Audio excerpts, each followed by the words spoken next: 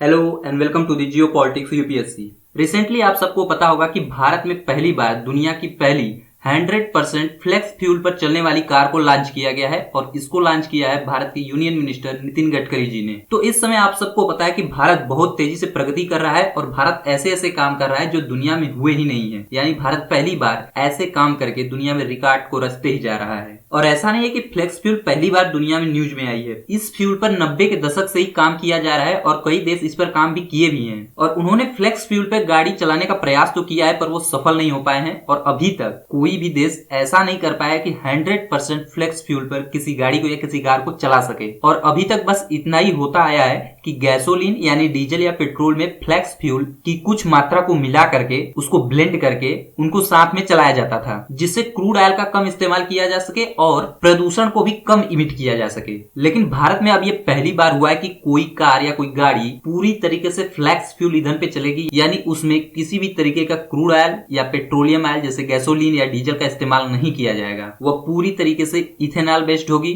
तो हम जानते हैं इस वीडियो में इस टॉपिक को डिटेल से और समझने का प्रयास करते हैं कि ये फ्लेक्स फ्यूल है क्या, यह किस तरीके से काम करता है, इसके एडवांटेजेस और डिसएडवांटेजेस क्या हैं, यह भारत की इकोनॉमी के लिए कितना जरूरी है, यह भारत को कैसे गैसोलीन यानी डीजल या पेट्रोल से मुक्ति दिला सकता है, भारत की इकोनॉमी को एक नया बूम दे सकता है। तो चलिए शुरू करते हैं। तो जैसा कि मैंने आपको पहले ही बताया कि भारत के यूनियन मिनिस्टर नितिन गडकरी ने हाल ही में भारत में पूरी तरीके से फ्लेक्स फ्यूल पर चलने वाली कार को लॉन्च किया है और यह पूरी तरीके से इथेनॉल बेस्ड कार है, यानी इसमें डीजल या पेट्रोल का इस्तेमाल नहीं किया जाएगा, यह पूरी तरीके से इथेनॉल पे चलेगी। और खास बात यह है कि इससे पहले नितिन गडकरी जी ने ही 2022 में हाइड्रोजन बेस्ड कार को लॉन्च किया था, जो भारत की व्हीकल मार्केट को ग्रीन हाइड्रोजन बेस्ड इकोसिस्टम पे शिफ्ट होने के लिए एक पायलट प्रोजेक्ट के तहत लॉन्च किया गया था। और ये सब कुछ किया जा रहा है ताकि भारत का पेट्रोलियम ऑयल पर से निर्भरता को खत्म किया जा सके, भारत को ग्रीनर एनर्जी की तरफ बढ़ाया जा सके, भारत ज्यादा से ज्यादा ग्रीन एनर्जी का इस्तेमाल करे और उसका निर्माण भारत में ही खुद हो, भारत दूसरे देशों के ऊपर इसके लिए निर्भर न रहे। तो अब प्रश्न यह है कि यह फ्लेक्स फ्यूल और उसकी टेक्नोलॉजी क्या है। तो देखिए, ये फ्लेक्स फ्यूल का मतलब एक बायो ईंधन है, मतलब एथेनॉल से गाड़ियों को चलाने की टेक्नोलॉजी को विकसित करना।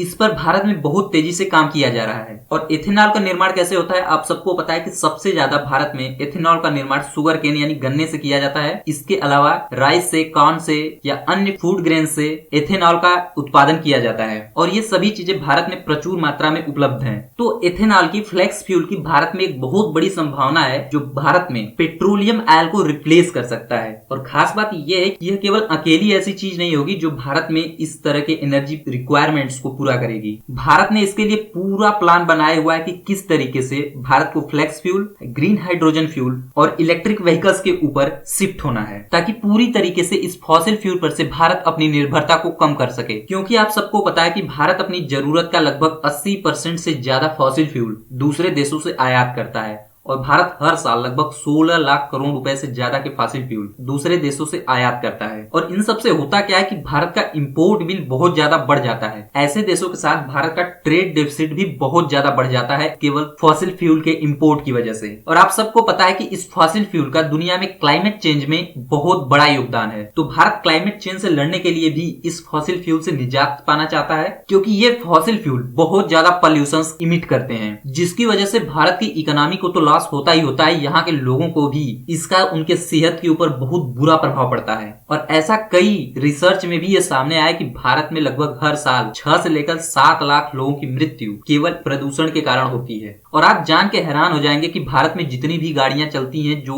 फॉसिल फ्यूल का इस्तेमाल किया जाता है, केवल उसकी वजह से पूरे भारत में जितना प्रदूषण है उसका अकेले 40% ये केवल भारत में चलने वाले व्हीकल्स ही इमिट करते हैं। तो आप सोचिए कि जब इतनी बड़ी मात्रा में भारत में ये व्हीकल्स पॉल्यूशन क्रिएट कर रहे हैं, तो यदि इनको शिफ्ट किया जाए कम पोल्यूशन क्रिएट करने वाले फ्यूल्स के ऊपर या एकदम न के बराबर पोल्यूशन क्रिएट करने वाले फ्यूल्स के ऊपर, तो आप देखेंगे कि भारत में केवल इसी की वजह से 40% पोल्यूशन कम हो जाएगा। और खास बात यह है कि ये जो फ्लेक्स फ्यूल है यानी एथेनॉल है, वो डीजल और पेट्रोल से बहुत ज्यादा कम पोल्यूशन को इमिट करता है। तो इसके इस्तेमाल को बढ़ावा देकर के एक तो हम पोल्यूशन से निजात पा सकते हैं, दूसरे देशों के ऊपर हमें पेट्रोलियम प्रोडक्ट्स के लिए डिपेंडेंट नहीं रहना पड़ेगा और इसकी वजह से हमारा इन्वायरमेंट अच्छा होगा, क्लाइमेट चेंज से लड़ने में हमें मदद मिलेगी। इसके अलावा ये जो टेक्नोलॉजी है वो काफी एडवांस टेक्नोलॉजी है। इस तरीके के गाड़ियों में लगने वाले फ्लेक्स फ्यूल इंजन को विकसित करना ये एक एडवांस टेक्नोलॉजी है, तो हम टेक्नोलॉजी में भी और आगे जाएंगे। यानी इन सब चीजों पे ज्यादा रिसर्च किया जाएगा तो इन सब के बारे में हमारा ज्ञान बढ़ेगा,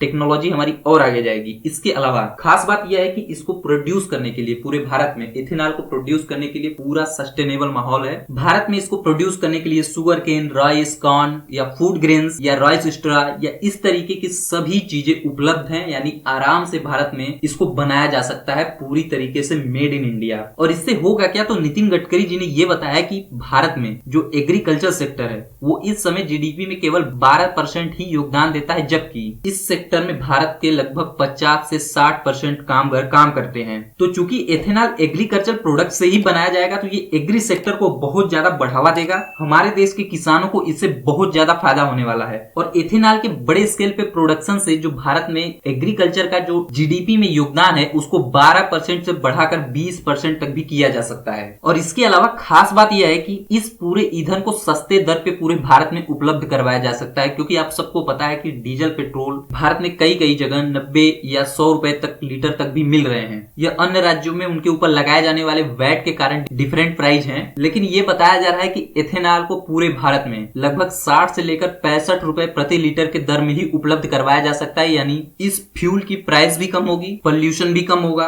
पेट्रोलियम ऑयल और दूसरे देशों के ऊपर निर्भरता कम होगी, इन्वायरमेंट को अच्छा बनाया जा सकता है, ग्लोबल वार्मिंग से, क्लाइमेट चेंज से निपटा जा सकता है। और इसकी खास बात यह है कि यह पेट्रोल डीजल से ज्यादा माइलेज देगा और गाड़ियों के इंजन को और ज्यादा अच्छा और सुरक्षित बनाए रखेगा। इससे गाड़ियों के इंजन पे कोई ज्यादा प्रभाव नहीं पड़ने वाला है, क्योंकि फ्लेक्स फ्यूल से चलने के लिए अलग से इंजन को विकसित किया जाएगा जो पूरी तरीके से फ्लेक्स फ्यूल का इस्तेमाल करेंगी। तो इसके इतने ज्यादा फायदे को देखते हुए ही भारत सरकार ने यह तय किया है कि अब पूरी तरीके से इस प्लान को और आगे बढ़ाया जाए। भारत में कार मैन्युफैक्चरिंग कंपनियों को इथेनॉल बेस्ड कार और गाड़ियां बनाने के लिए उनको प्रोत्साहित किया जाए। इसके अलावा पूरे भारत में इथेनॉल को प्रोडक्शन को बढ़ाया जाए और जिस तरीके से डीजल और पेट्रोल हर जगह भारत में इसकी उपलब्धता को सुनिश्चित किया जाता है, उसी तरीके से इथेनॉल की भी उपलब्धता को पूरे भारत में सुनिश्चित किया जाए, ताकि लोग इसकी तरफ आकर्षित हों और ऐसी गाड़ियों का इस्तेमाल करें जो डीजल और पेट्रोल से न चलने वाली हों, और इससे भारत और भारत के लोगों को ज्यादा से ज्यादा फायदा पहुंचाया जा सके। तो ये पूरा भारत सरकार का प्लान है।